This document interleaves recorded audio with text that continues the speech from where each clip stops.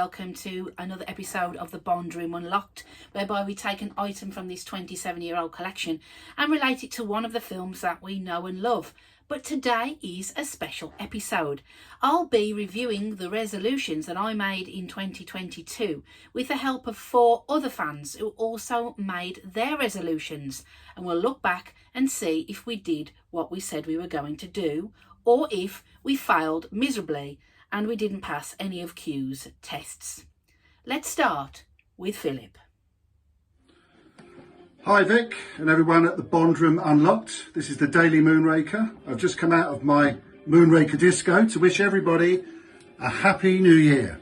Now, I've been asked to talk about last year's New Year's resolutions. Well, we did it. We did the Skyfall weekend. 2 days of excitement.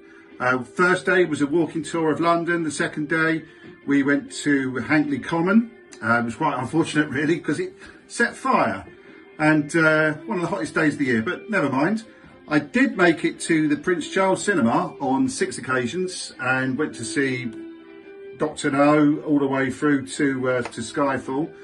So I saw 6 films there. I also saw 2 at the local Oatten cinemas as well. The timeline, now that's almost finished. Actually, it's never finished, is it? It's always all ongoing. And we've had some fantastic stuff this year. Lots of behind the scenes photos and information that you've never seen before. Absolutely fantastic. What else? Well, I didn't get to go to Corfu. Gonna have to put that over to next year due to somebody's passport not arriving. But anyway, we did go to the Isle of Wight. Not a Bond location, but we went to Bewley on the way back. So anyway, very exciting news. I'm going to be going to Paris in April and seeing some of the Moonraker locations there. Hopefully we're going to have more exclusives. We'll get to see some of the behind the scenes of the space battle. There's some fantastic behind the scenes shots there. Maybe talk to Paul Weston again. We've got the Moonraker girls at the London Film Fair. Anyway, better get off. Got to get back to the disco.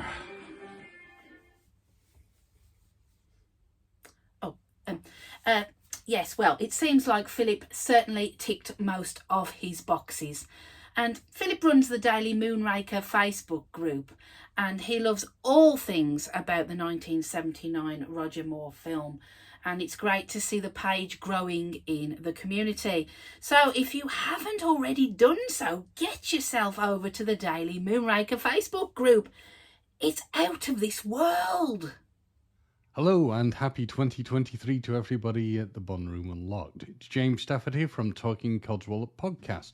I was lucky enough to be reminded this morning that I'd made Bond-related New Year's resolutions in 2022, and Vicky asked had I been able to meet those Bond-related resolutions. Yes, I have. I managed to read further Bond novels, and I was lucky enough to meet people involved with the Bond franchise in both Cue the Music and meeting Vicky at that very concert. I also met other people who were involved with the Bond universe in the shape of other podcasters, and I was lucky enough to meet the wonderful Caroline Bliss again, so I've done pretty damn well there. But as for 2023 Bond-related New Year's resolutions, I'm not yet sure, but I will keep you posted. So to everybody involved with the Bond Room Unlocked, happy 2023. It was fantastic to meet James back in 2022 at one of the Cue the Music events, and also to feature on one of his podcasts. It's always great to meet people that you've conversed with online in person, and I'm hoping to do more of that in 2023 at some of the events that are planned.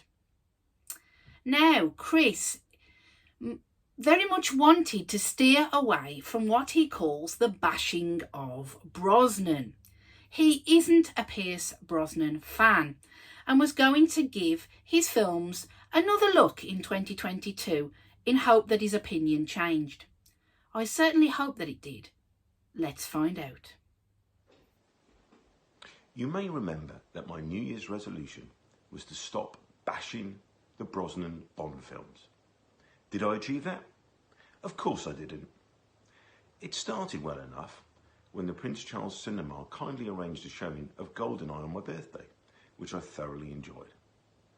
However, I then got foolishly carried away and watched The World Is Not Enough on DVD. With its incessant boat chase, Bond constantly waving guns in people's faces, and the casting of Denise Richards to make Brosnan look good in comparison, the best thing that can be said about this film is that the shameless product placement car BMW is cut in half. And don't even get me started on Die Another Day.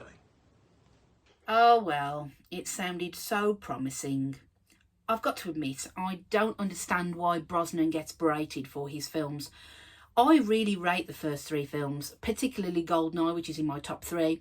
Die Another Day, not so much. But I'd pick any of his films over some of my least favourite ones, such as Thunderball or No Time to Die.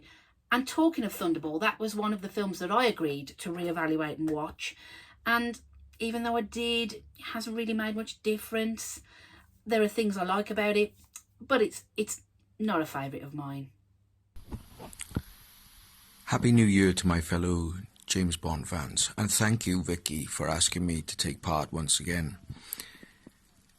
In 2022, my resolutions were to read more books, and I certainly went and read quite a number of books about James Bond, though I didn't get around to reading John Richardson's Movie Magic book, and I certainly hope to do so in 2023. Also this year, I would like to engage in more convention-like events and meet people who have been involved in James Bond films. Also, I would like to see the end of silly speculation about whom the next James Bond is going to be. That is not in our hands, and some of the suggestions about whom could play James Bond are quite frankly beyond the pale. But let's wait and see. But in the meantime, let's revisit all the James Bond films, and I will certainly spend 2023 defending Daniel Craig from silly and rather stupid criticisms about the films that he made. But in the meantime, Happy New Year to everyone. Keep bonding. Martyn mentioned the John Richardson book, and I have a copy of it here that I've obtained recently. Now, I haven't started reading it yet, but as Jules would say, I'm looking forward to sinking my teeth into this. And regarding speculation over up-and-coming actors who may play James Bond, we will always speculate. That's what we like to do. But let's just hope this year that we have an announcement and we finally know who that's going to be. So that's it for reviewing 2022. I think it was a bit of a mixed bag myself. There's some things that we absolutely nailed and there were some things that we totally missed. If you have enjoyed this episode, then please give it an MI6 stamp of approval and click on the notifications below. And why not make subscribing one of your resolutions? Subscribe to the Bond Room Unlocked. You don't want to miss out on any of the further missions coming up. Now, I'd like to thank Philip, James, Chris and Martyn for returning and reviewing their resolutions from last year. And I'd like to thank you for joining me at the Bond Room Unlocked.